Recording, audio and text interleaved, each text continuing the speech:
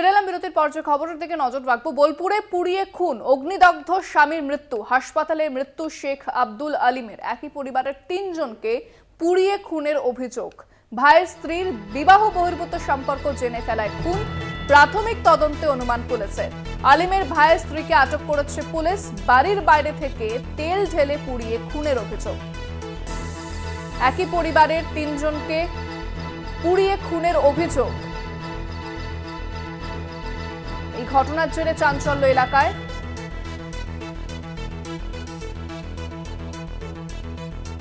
ঘুমন্ত অবস্থায় পুড়িয়ে মারার অভিযোগ।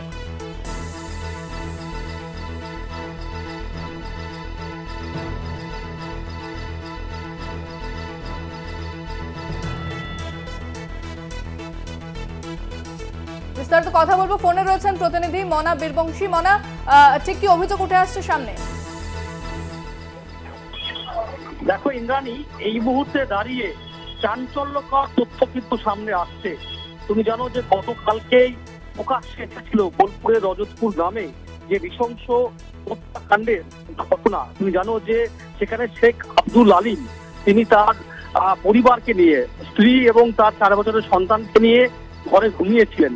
এবং তুমি জানো সেই ঘটনায় যেটা অভিযোগ করেছিল যে বাইরের দিক থেকে কেরোসিন তেল ঢেলে আগুন ধরিয়ে জীবন্ত পুড়িয়ে মারার যে চক্রান্ত বা যে অভিযোগ ছিল, সেই ঘটনায় এর আগেই স্ত্রী রূপা বিবি এবং তার 4 বছরের সন্তান আয়ান শেখের মৃত্যু হয়েছিল।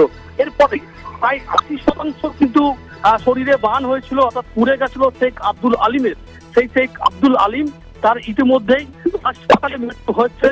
বর্ধমান মেডিকেল কলেজ হাসপাতালে ভর্তি ছিলেন, সেখানে তার কিন্তু মৃত্যু হয়েছে। এবং অবশ্যই আরো একটি চাঞ্চল্যকর এবং গুরুত্বপূর্ণ তথ্য সামনে কিন্তু এই মুহূর্তে দাঁড়িয়ে আছে। দেখো, এই যে ঘটনা, হঠাৎ করে আচমকায় কারা এ ধরনের নৃশংস হত্যালীলা নেপথ্যে রয়েছে, বারবার কিন্তু বোলপুর, বীরভূম, রজতপুর গ্রামের মানুষের মনের মধ্যে কিন্তু এসেছিল। দেখো, ইতিমধ্যেই একটা প্রাথমিক পর্যায়ে পুলিশের প্রাথমিক তদন্তে উঠে আসছে সেটা হচ্ছে শেখ আব্দুল আলিম যিনি মারা গেছেন, তারা 4 ভাই। শেখ আব্দুল আলিম হচ্ছে বাবা মায়ের দ্বিতীয় সন্তান, কিন্তু 3 নম্বর যে পুত্র সে হচ্ছে রতন শেখ।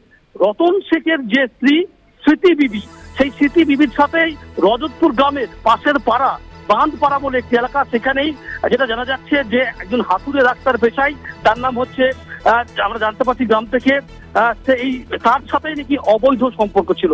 সেই সম্পর্কই নাকি শেখ আব্দুল আলিম জেনে ফেলে, তার পরিবার জেনে ফেলে, এবং সেটা নিয়ে কিন্তু বেশ কিছুদিন ধরেই একটা অশান্তির পরিবেশ তার পরিবারের মধ্যেই তৈরি হয়েছিল। খুব স্বাভাবিকভাবেই এটাই হচ্ছে মূল কারণ। সেই কারণেই কিন্তু আব্দুল আলিমের পরিবারের উপর কিন্তু হামলা চালায়।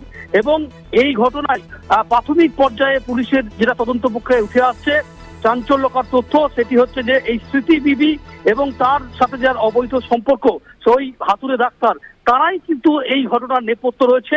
এখনো পর্যন্ত বোলপুর থানার যারা তদন্তকারী অফিসাররা রয়েছেন, তাদের তদন্ত প্রক্রিয়ায় উঠে আসছে। তার কারণ হচ্ছে এই ঘটনার প্রত্যক্ষদর্শী যিনি যে ছিল ঘটনাস্থলে পাশের রুমে, সে হচ্ছে নিহত শেখ আব্দুল আলিমের বড় ছেলে আক্তার, অর্থাৎ শেখ ওয়াসিম আক্তার।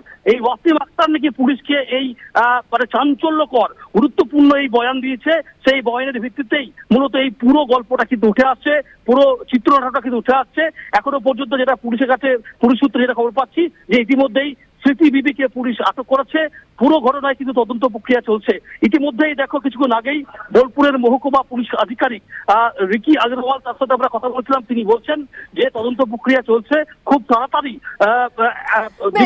তদন্ত এখনো পর্যন্ত জারি রয়েছে পুলিশের তরফ থেকে। ধন্যবাদ মনা। কথা বললাম প্রতিনিধি মনা বীরবংশীর সঙ্গে।